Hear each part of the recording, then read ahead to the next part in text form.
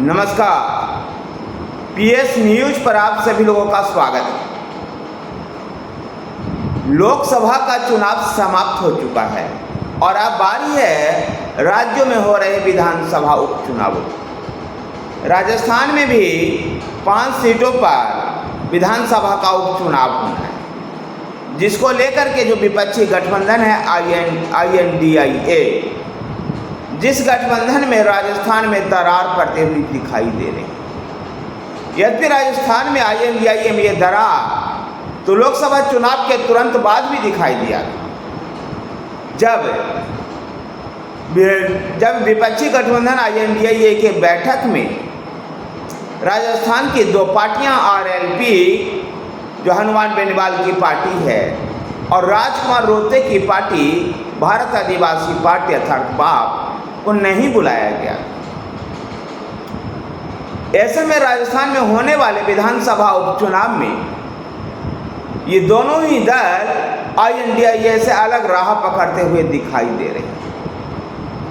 Dungarpur Banswara Lok Sabha seat से चुनाव जीते राजकुमार रोहते की इच्छा है कि उनकी पार्टी भारत आदिवासी पार्टी यानी BAP स्वतंत्र होकर के चुनाव लड़े।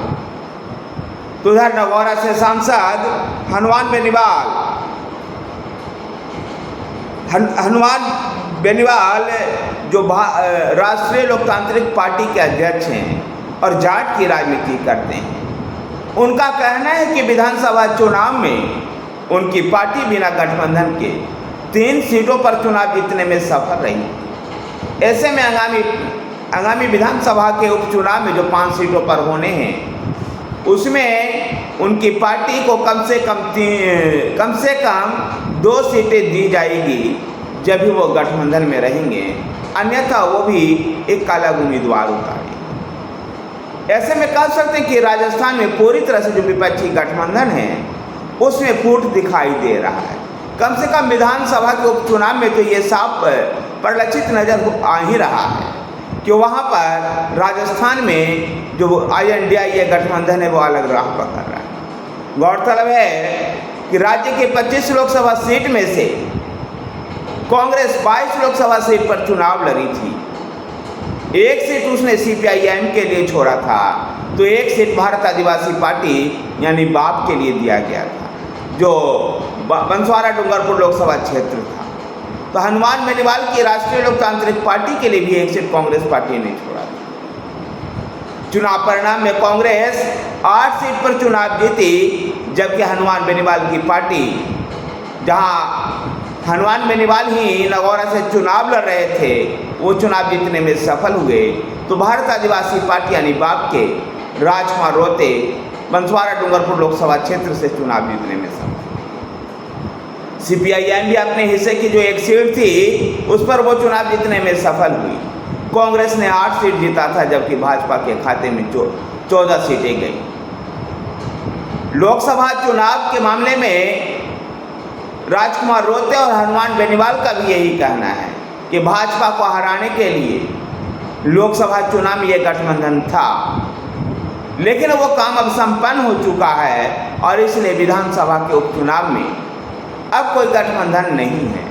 जहां हनुमान बेनीवाल ये प्रयास कर रहे हैं कि उनको ज़्यादा से ज़्यादा सीटें गठबंधन में मिले, जबकि राजकुमार रोहते अपनी पार्टी BAP के लिए स्वतंत्र चुनाव में लड़ना चाह रहे हैं। अब ऐसे में देखना दिलचस्प होगा कि राजस्थान का ये उपचुनाव, विधानसभा का जो उपचुनाव है, उनमें कौन सी पार्टी बाजी मार ले जाती है। उधर भारत आदिवासी पार्टी के राजकुमार रोहते मुख्यमंत्री भजनलाल शर्मा और कृषि राज्य के कृषि मंत्री किरोड़ीलाल मीणा से भी उन्होंने मुलाकात की। उसके बाद ये कयासों का बाजार भी लगना शुरू हो गया है कि क्या राजकुमार रोहते से कांग्रेस का मोह भंग हो चुका है। जैसा मैंने पहले बताया कि जब लोकसभा चुनाव परिणाम के बाद ही जो विपक्षी गठबंधन INDIA की जो नई दिल्ली में बैठक हुई थी, उस बैठक में न तो हनुमान बेनीवाल को बुलाया गया था और न ही राजकुमार रोहते को। इस चक्कर में ये दोनों ही नाराज थे और इनकी नाराजगी अब खुलकर सामने आ रही है।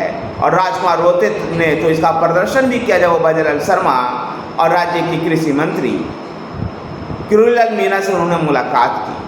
अब देखना दिलचस्प होगा कि राजकुमार होते कितने दिनों तक INDIA गठबंधन में बने रहते हैं। भाजपा के लिए भी राजस्थान कम चुनौतीपूर्ण नहीं। विधानसभा चुनाव के बाद भारतीय जनता पार्टी ने भजनलाल शर्मा को मुख्यमंत्री बना दिया, जबकि वहां कई कद्दावर नेताओं को दरकिनार कर भजनलाल शर्मा को यह पद दिया गया। कई वरिष्ठ नेताओं को भजनलाल शर्मा से, जो वरिष्ठ नेता थे, उनको भजनलाल शर्मा के अंदर नेतृत्व में काम करना पड़ा। इनमें किरोड़ी लाल मीणा का नाम ही प्रमुखता से लिया जा सकता।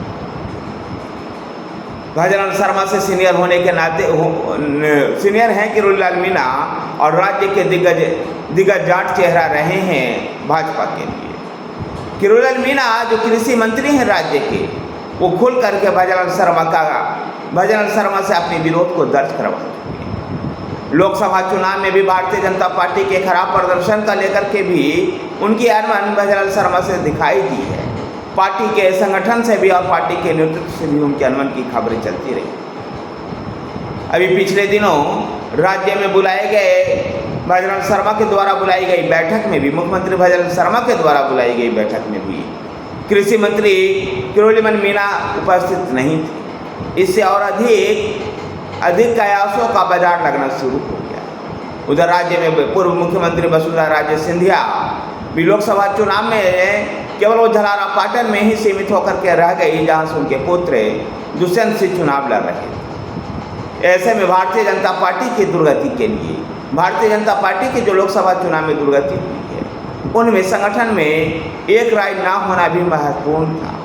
ये भाजपा के लिए भी चुनौती है कि राज्य में किस प्रकार से वो एकजुटता को प्रदर्शित करते हैं। वैसे कयास ये लग रहे हैं कि आने वाले दिनों में राज्य के पूर्व मुख्यमंत्री वसुंधरा राजे सिंधिया को केंद्रीय संगठन में महत्वपूर्ण जिम्मेदारी मिल सकती है। जब महत्वपूर्ण जिम्मेदारी मिल सकती है तो ऐसे में वसुंधरा राजे सिंधिया का राष्ट्रीय स्तर पर प्रयोग किया जा सकता है और राज्य में भजनलाल शर्मा के नेतृत्व में ही काम होता रहेगा। भारतीय जनता पार्टी अपने प्रदेश अध्यक्ष CP जोशी को भी बदलेगी, क्योंकि भजनलाल शर्मा और CP जोशी दोनों के दोनों ब्राह्मण चेहरे हैं। इससे पार्टी के अन्य सामाजिक समीकरण साधने में चुनौतियां हो रही हैं। इसके मद्देनजर पार्टी का प्रदेश अध्यक्ष भी बदल सकती है। फिलहाल जिस प्रकार से INDIA गठबंधन में विधानसभा उपचुनाव को लेकर के जो मतभेद सामने आया है, इससे भाजपा के लिए एक टॉनिक के रूप में देखा जा रहा है। देखना दिलचस्प होगा कि आगामी आने वाले विधानसभा के उपचुनाव में भारतीय जनता पार्टी इसका कितना लाभ ले पाती है। धन्यवाद साथियों, वीडियो को लाइक कीजिए, शेयर कीजिए। हमारे साथ बने रहने के लिए हमारे चैनल PS न्यूज़ को सब्सक्राइब कीजिए। धन्यवाद।